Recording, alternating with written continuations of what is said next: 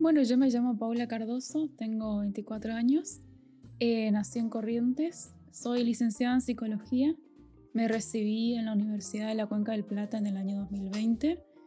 Em, Mi relación por ahí con la escritura empieza mucho antes de esta profesión con la psicología.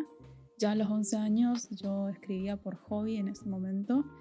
Eh, pero había en ese momento, cuando yo tenía 11 años, un contexto que nos atravesaba a todos, que era lo de la epidemia de gripe A. Entonces, recuerdo que no podíamos salir mucho a la escuela, hubo un tiempo que no fuimos al colegio. Entonces yo recuerdo un cuaderno que era de esos que se utilizaba como cuaderno de comunicaciones, y recuerdo que empecé a escribir una historia, algunos nombres de personajes que después incluso los utilicé para una primera obra.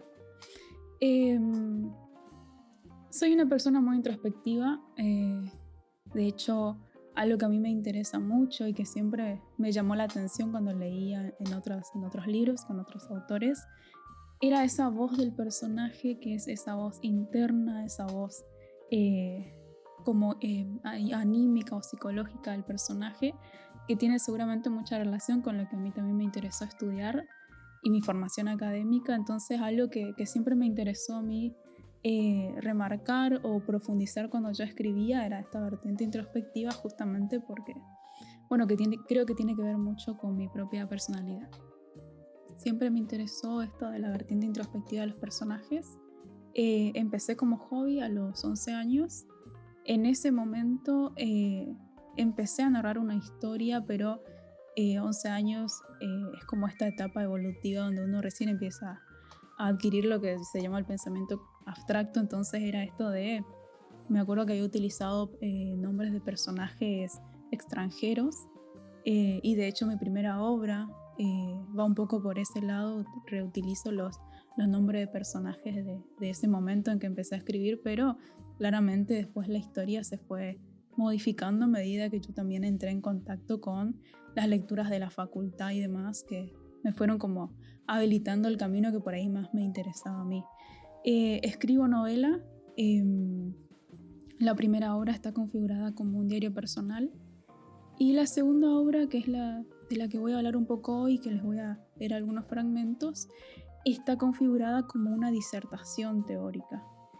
Tanto en la primera obra como en la segunda, que se llama Manuscritos de un lunático, lo central es esta vida intrínseca del personaje, lo que pasa en su vida interior, que es algo que a mí me interesa muchísimo. Por eso recurro mucho por ahí al uso de la primera persona, a narrar con el yo siento, yo pienso. Está muy presente lo que le pasa al personaje, lo que siente. Y siempre, bueno, hay algún acontecimiento detonante que los lleva a los protagonistas a escribir.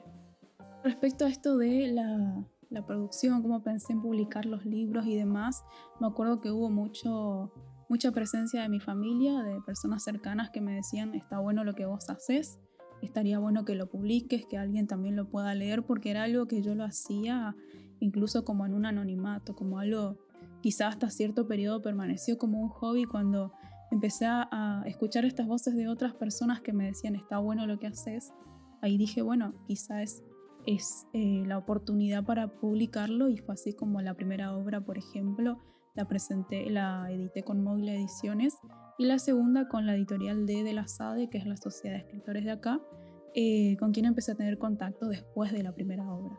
Es decir, Manuscritos de un lunático, que es la obra de la que voy a hablar un poco hoy, esa fue editada por la editorial de la SADE. Tengo pensado sí seguir escribiendo. Está en proceso una nueva obra que todavía no la termino de configurar. A veces me pasa que configuro la idea, pienso mucho en la psicología de los personajes, la trama, cómo se va a desarrollar, digamos, la historia, y luego tengo un periodo en el cual yo, podríamos decir, perfecciono la obra, le dedico mucho tiempo a releer muchas veces la obra, agregar o sacar fragmentos. Entonces a veces es como un poco el proceso ese. Tengo una idea así, tengo un esbozo de novela, pero todavía no la presenté, no la edité, y está como en proceso de cambios y modificaciones. Manuscritos de un lunático es una obra donde la idea de la obra yo ya la tenía en el año 2019 más o menos, la fui configurando la idea. La obra concreta estuvo terminada en el año 2020, pasando todo este periodo de correcciones que yo suelo hacer, y recién a fines del 2020, en escenario de pandemia, es donde yo presento la obra en un espacio cultural de acá de Corrientes. Y fue con un grupo reducido de personas y algunas personas que se habían unido de forma virtual.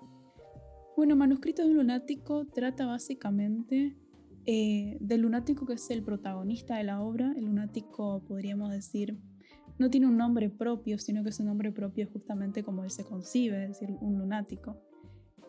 El personaje es una persona muy solitaria, es también un artista, se dedica al dibujo de teatros griegos, que era una parte del arte escénico que a él le apasionaba mucho, pero hay un acontecimiento que lo marca y que marca también su inicio con la escritura, y que es la muerte de una persona muy cercana a él. Este acontecimiento lo desorienta de alguna forma en el mundo, y por ahí lo único que él puede hacer ante esa pérdida para buscar nuevamente un orden es tratar de teorizar qué fue lo que le pasó. Por eso es que la obra está configurada como si fuese una disertación teórica, como si fuese un escrito académico. Tiene un prefacio, tiene apartados, tiene títulos, tiene imágenes. Las ilustraciones fueron un recurso que a mí me pareció interesante, como cuando uno abre una enciclopedia y encuentra imágenes, porque el protagonista era un artista, entonces él utiliza también la ilustración como para explicarle a este interlocutor que él se imagina que lo está escuchando, explicarle, bueno, qué fue lo que le pasó o cuál fue la razón de su sufrimiento. Lo que les voy a compartir forma parte de la primera parte del libro, que él lo titula como Sobre mi pseudo teoría lunática, cuestiones introductorias. Algo que tampoco me gustaría olvidarme de decir es esto de que el tema central de la obra es la cuestión del ser. Él va a plantear que va a teorizar acerca del ser porque básicamente la pérdida de esta persona cercana lo hizo, él lo sintió como una pérdida en el orden del ser.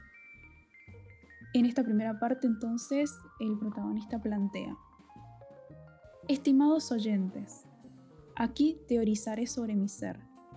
Indago ese plano sin tener autoridad como señor de esa ciencia, por la justa razón de que a explorar tales senderos me condujo mi dolencia.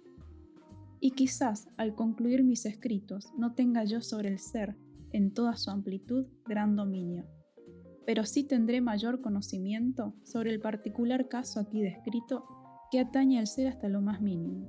Lo sé, pues yo mismo lo he vivido. Advierte al oyente que aquí quien les habla se describirá a sí mismo. No ha sido tarea fácil el ver hacia mis adentros como si fuera yo observador externo, pero he debido hacerlo, y como si fuese microscopio mi intelecto, me empeñé en que sin mirada no quedase de mi psiquis ningún recoveco, aumentando de a ratos la gradación del lente. Y lo anterior es metáfora, pero véase las grandes abstracciones a las que puede arribar el humano a raíz de una dolencia que ha hurgado tanto en la conciencia. Uno concluye por llegar a invenciones resplandecientes, usando solo la mente. Es tarea harto difícil para el viviente verse desde afuera, habitarse ajeno. Sin embargo, creo que cualquier cosa haría el humano para quitarse el peso de una atormentadora pena y arribar a un existir ameno. ¿Qué me llevó a crearme esta absurda teoría? Me ocupó noches enteras dar cuenta de lo que me generaba padecer. Me he sentido desterrado de mi propio ser. Nunca se me hubiese ocurrido que algo así podía a uno doler. Es más, sentir que el ser se me había ido era ya una hipótesis que de entrada se oía excéntrica e imposible de creer. Pero que no dude el oyente en creerme, porque cosa cierta es que un día desperté y sentí que había perdido el ser. ¿Pero qué fue lo perdido? Nada más y nada menos que un gran amigo, espejo mío. Pido al oyente que esta idea del espejo no caiga en el olvido, porque fue la clave para que encontrase yo el camino. Hecha la recomendación, pues prosigo. La única persona con la que compartía largos ratos fue a perder la vida de forma súbita, inesperada, dejando así de existir entre los mortales, abandonando un ser, una voz, desencarnando una mirada. Con esa pérdida fui yo a perder la brújula y en mi horizonte se dibujó solo la nada. No recomiendo al oyente subestimar los efectos de las ausencias en el cotidiano existir de uno. Hay cada quien que estando con vida nos sostiene como si se tratase de un asidero, razón por la cual su ausencia o muerte equivale a una repentina caída al suelo. De esa índole fue la catástrofe que causó en mí la precipitada muerte de aquel gran amigo, pues luego de ello me he sentido y aún me siento resquebrajado, me he desconocido, me he perdido y tratando de hallarme me he vuelto lunático.